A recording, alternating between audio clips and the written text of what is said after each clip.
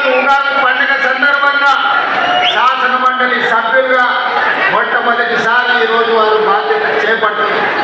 అదేవిధంగా మిత్రులారా, శాసన మంత్రివర్గ సభ్యులతో పాటు పార్లమెంట్ సభ్యులు, శాసన మండలి సభ్యులు, రాష్ట్ర నలుమూల నుంచి వచ్చిన శాసన సభ్యులు, వివిధ కార్పొరేషన్ల చైర్మన్లు, ప్రభుత్వ ఉన్నతాధికారులు, చీఫ్ సెక్రటరీ శాంతి కుమార్ గారు, civil supplies commissioner, principal secretary Chauhan గారు, ఇతర ఉన్నతాధికారులు ఈ కార్యక్రమాన్ని ఎంత పెద్ద ఎత్తున విజయవంతం చేసి ఈ కోదాడ హుజూర్ నగర్ ప్రాంతం కాంగ్రెస్ పార్టీ కంచుకోవడం నిరూపించిన మనస్ఫూర్తిగా అభినందనలు, కృతజ్ఞతలు తెలియజేస్తున్నాం. మిత్రులారా, కృష్ణపట్టి ప్రాంతం దళాలకు ప్రతిష్ట. ఈ ప్రాంతం పోరాటానికి మారు పేరు. ఈనాడు నల్లగొండ గడ్డ మీద నిలబడి మనం మాట్లాడుకుంటున్నామంటే తరతరాలుగా ఈ తెలంగాణ ప్రాంతానికి, ఈ ప్రాంత ప్రజలకు ఒక గొప్ప చరిత్ర ఉంది.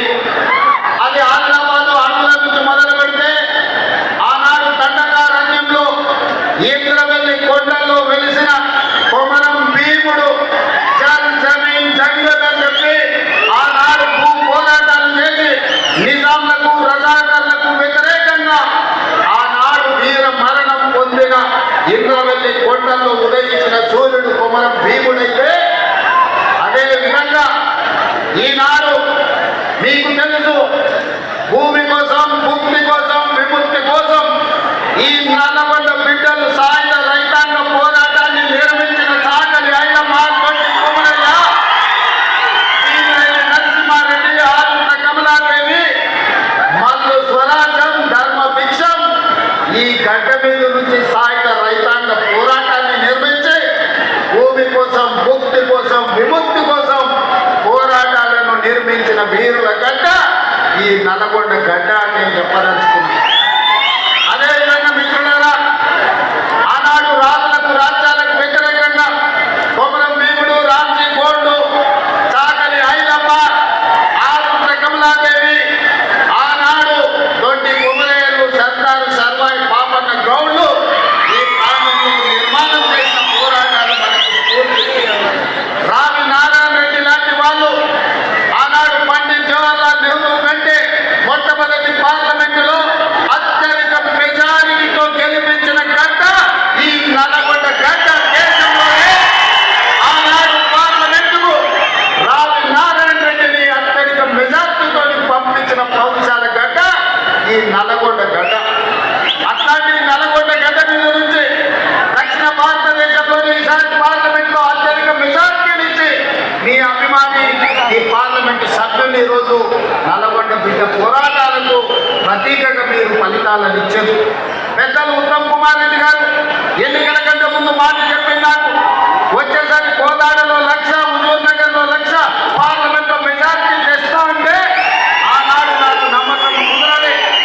ఈనాడు మిమ్మల్ని చూసిన తర్వాత ఎందుకు 1,00,000 వచ్చిందో మీరు కంకణ పత్తులై కార్యరంగంలో దిగి కాంగ్రెస్ పార్టీకి అటు కోదాడలో 1,00,000, ఇటు హుజూర్ నగర్లో ఇంకొక 1,00,000 మెజార్టీనిచ్చి 5,60,000 మెజారిటీ ఈ నల్లగొండ గడ్డ మీద నుంచి మీరు ఇచ్చిండు.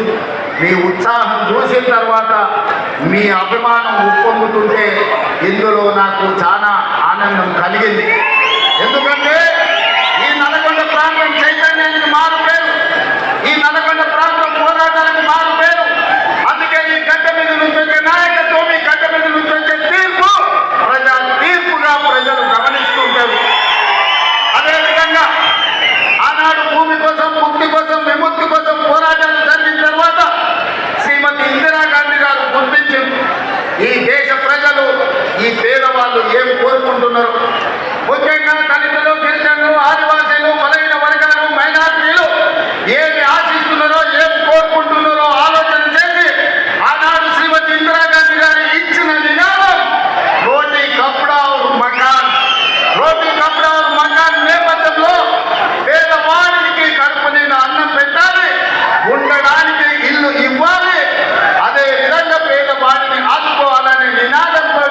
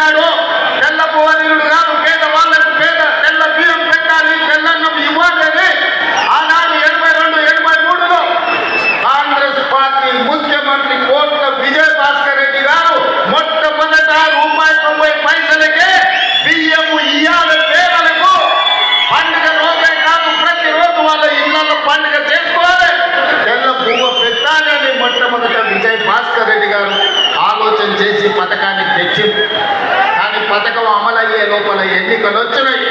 ఎన్నికల్లో అన్న ఎన్టీఆర్ అధికారాన్ని చేపట్టింది.